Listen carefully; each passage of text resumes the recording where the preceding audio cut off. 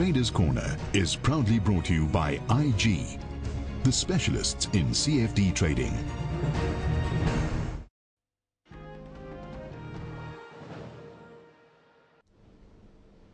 Welcome back. This is Traders Corner, and as always, I'm joined by Garth McKenzie, the founder and editor of Traders Corner. Garth, welcome. Hi, Julieta. Garth, let's start off with the most recent trade, or one of the most recent trades for the portfolio, which is Anglo-American.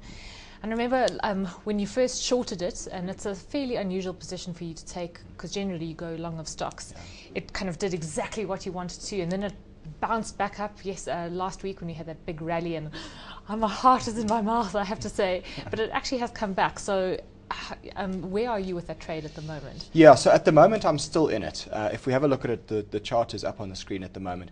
And what I just want to show you is that why we did this trade, first of all, was that the stock broke below what was support at about 237 Rand. It broke below that level. That then becomes resistance on a rally back up. And you can see that it acted as resistance over there. And that's where we shorted it. We shorted the stock at 231 Rand 91 after it had reversed down off that resistance. And our stop loss is 242. Now it's been hovering in a channel over here between sort of 215 and 235, that sort of area.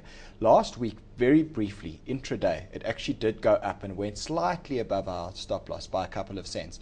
But remember that I don't use automated stop losses with these trades.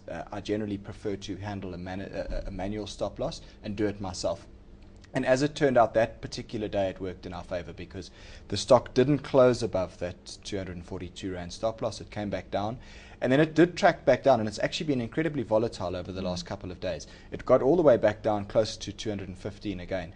Now it's trading today at about 227, 228, that sort of area. So we still are slightly on the right side of this trade, but it is, it certainly is making me a bit cautious.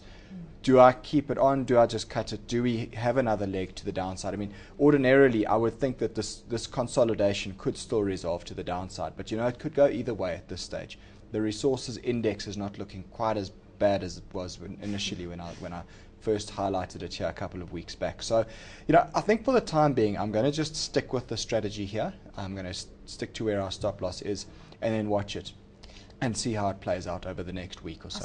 I suppose you need some disastrous news out of China or something along those lines, or South Africa actually, the government's putting their all in over Amplas, which they are doing. Yeah. But it's interesting that, as you say, it's kind of got stuck at the moment. It is. The other thing that's sort of also helping it, I guess, in a way, is the weaker Rand. And particularly today's poor GDP figures have seen the Rand weaken even further. So, a weaker Rand doesn't really help this trade of ours. So I'm a bit betwixt and between whether to stick with it or not. But I'm going to give it a few more days and then we'll decide from there. And just on that point of manual stop losses, if you are not watching your screen constantly, it's probably better to have an automatic stop loss, isn't it? Well, that's right. You see, I have the luxury that I sit in front of a trading screen most of the day. So I can activate my stop losses manually, and I can make a decision based on my own discretion. However, for people that don't have the luxury of being able to sit in front of a trading screen all the time, who've got a job that keeps them away from the market, or alternatively, if you simply don't have the self-discipline to execute a stop loss, then absolutely you should use an automated stop loss. So it's a question I'm asked over and over again on stop losses. Do you use an automatic one? Do you use a manual one? Do you use a daily close? Do you use an intraday stop loss? And there's so many different ways that you can slice and dice it. At the end of the day, there's no cut and dried correct way to do it. The point is you need to just admit when you're wrong and close a trade that's not working. Don't just sit and hope and pray that it's going to come right if your stop loss has been surpassed. Okay, well, moving on to, I suppose it's a slightly different theme this week, and it's looking at smaller cap shares. And I actually saw someone tweet, I think it might have been Keith McLaughlin, who works for Tebe Stockbroking, that the small and mid cap index has definitely outperformed the all share. If you look at, and I suppose the all share, you've got that weighting towards maybe the heavy resource stocks, but just firstly, why, maybe you can tell people who watch the show why we don't actually talk about the small and mid-cap shares, why we generally tend to look at the top 40 stocks. Yeah. Okay, well, I think first of all, to talk to the point that you made about Keith, he is a small caps analyst and a very good one at that. And it's interesting what you said, that the small caps and mid caps have been outperforming the broader market, which is no surprise. Often you'll find that sector, the smaller and mid cap stocks, do tend to start to move in the later stages of a bull market. And bear in mind, we've been in a bull market theoretically since March of 2009. So that's more than 4 years now. So it's not massively surprising to now see that some of the smaller and mid cap stocks are actually starting to move. Then to answer your second question, why do we not normally look at these stocks for Traders Corner and in terms of the portfolio that we're trading here? The answer is that a lot of these stocks are actually fairly illiquid, and there's not CFDs listed on these stocks. So for that reason, we tend to shy away. One of the things that you're looking at as a trader is that you need to trade in an instrument that's liquid, be it a stock or an index or a currency or whatever. You need liquidity. You need the ability to get in and out easily. And often on these smaller and mid-cap stocks, you simply don't have that liquidity. So that's the one thing. And then, of course, the fact that there's no CFDs listed on these stocks. We typically do trade CFDs on this show. And I suppose the other point is that if a company is not particularly liquid, it's hard to actually then analyze patterns on a technical basis. Well, yes and no. This is also a hotly contested issue. Does technical analysis work on these smaller cap shares? And I would say, what you've got to remember is that technical analysis really is a tool that measures market psychology, and it measures the dynamic between buyers and sellers. So yes, a stock that's illiquid is going to have less trading activity to analyze, but there still is that underlying dynamic of supply and demand and buyers and sellers. So to some extent, I do still think you can analyze these things technically, but perhaps the technical analysis is not as reliable as it would be with a heavily liquid stock. But Garth, you've obviously had possibly not from the show, but on your website, you've obviously had a bit of demand to look at the smaller cap stocks, and you've picked out 3 that you want to discuss this evening. Yes, that's right. I've done a couple of focuses on some smaller and mid-cap stocks on my website over the last couple of months, and I've picked up very positive feedback from my subscribers.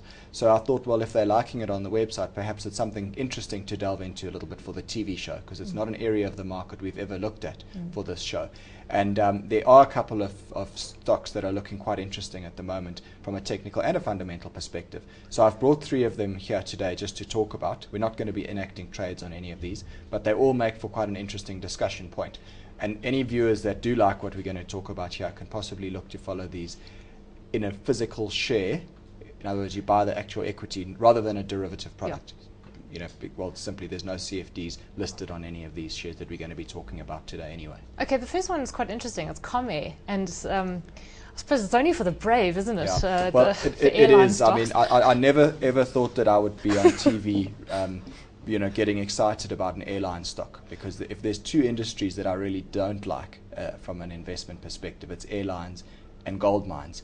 And I think the reason being is simply that there's so many uncontrollable risks in both of those industries, and your margins are very, very thin.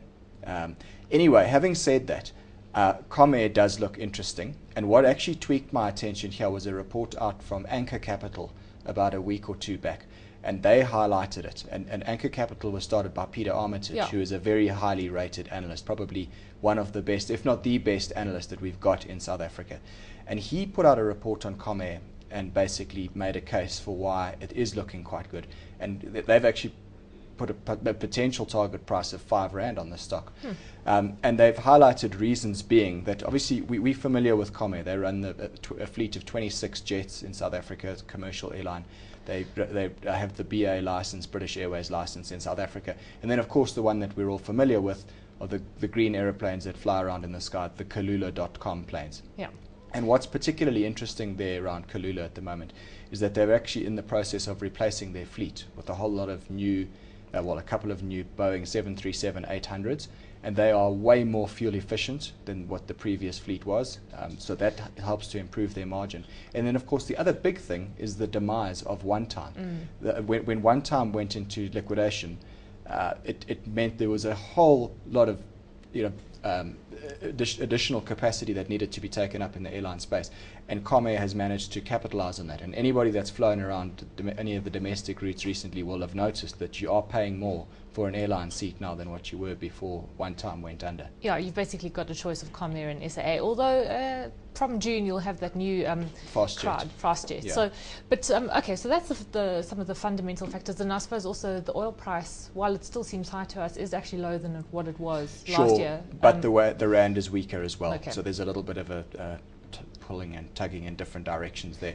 But be it as it may, the picture certainly does look interesting from a fundamental perspective. And again, we just reiterate the health warning that this comes with.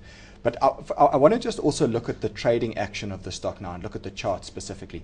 And what we've got here is the chart's up on the screen. And notice there, this goes back to 2009, this chart. Notice how we've got quite stiff overhead resistance there at 3 Rand a share. You can see how it acted as resistance in late 2009 and early 2010. And now recently, over the last month or two, the stock's been bumping up against this 3 Rand area again. Now, I want to zoom in on that area of recent trading action and just point out what I'm seeing here, because this is quite interesting to me.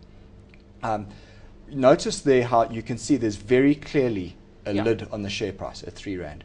What that tells me is there's been a seller. At 3 Rand, there's clearly a seller, and he's offloading stock every day, you know. And eventually, he'll probably be finished. And whilst there's been a seller, clearly there's also been quite a lot of buying activity in order to take that stock up and keep it up at those levels. So the way I sort of read this from a trading perspective is that it's almost like a pressure cooker where there's a lid on it at the moment. And as soon as you lift that lid, there's a potential that this stock could actually break out. So from a trading perspective, that looks very interesting to me. Yeah. So, as you say, Anchor Capital has a target price of 5 Rand. Yeah. Okay. So, one to watch. What about Metair? And that is I suppose a mid-cap stock. It was a big favourite, I think, for a lot of punters last year, and they would have done well out of it. And it's kind of traded steadily higher this year. Yeah, it's been doing well for a couple of years. It's actually a fantastic business. What they do is they're involved in the motor manufacture, in motor vehicle components. And a big, exciting part of their business at the moment is the fact that they bought a controlling stake in a Russian business called Rombat, which is they do battery technologies, and particularly stop-start battery technology, which is becoming a big theme with a lot of new cars and new motorcycles and scooters and things. That's a very exciting aspect of their business. The stock has pulled back over the last couple of weeks, but you can see there's what to me looks a bit like a triangle that's busy setting up over there. At around about the 34 Rand area over there, there seems to be a fair amount of support. So I think if you are looking to accumulate some stock in this company, it's not looking like a bad time to do it now. Okay. And what about the last one, Metrofile? That's a very small little company. Yes, it is. So Metrofile is involved in document storage and information management, and they've got a lot of contracts with some of the big corporates in South Africa. They're also looking to follow a lot of those corporates up into Africa as they expand. And this is also a stock that's done very well over quite a while. Again, it's very illiquid, but it is trending nicely higher. And what you notice over the last month or so, that it's actually been consolidating into what looks like a small little bull flag type pattern over there. There's also a bit of what we call bullish reverse divergence on that stochastic oscillator. So again, it's oversold at the moment. It has consolidated. It's pulled back. It's in a nice uptrend. The fundamental story is pretty sound. So if you are looking to accumulate, this is probably not a bad area to get involved in to time and entry.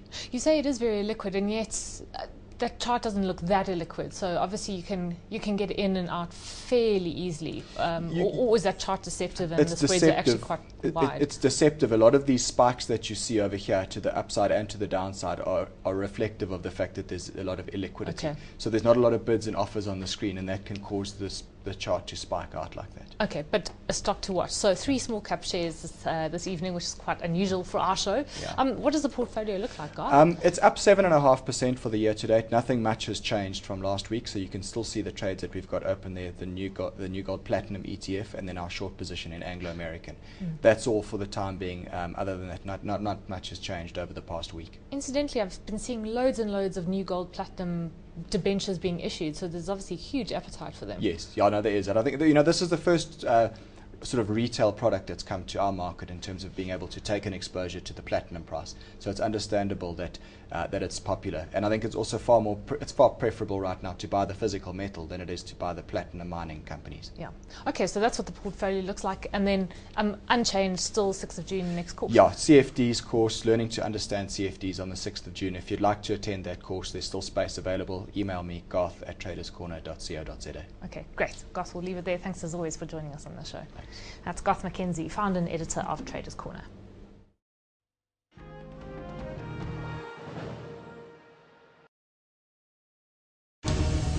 Traders Corner is proudly brought to you by IG, the specialists in CFD trading.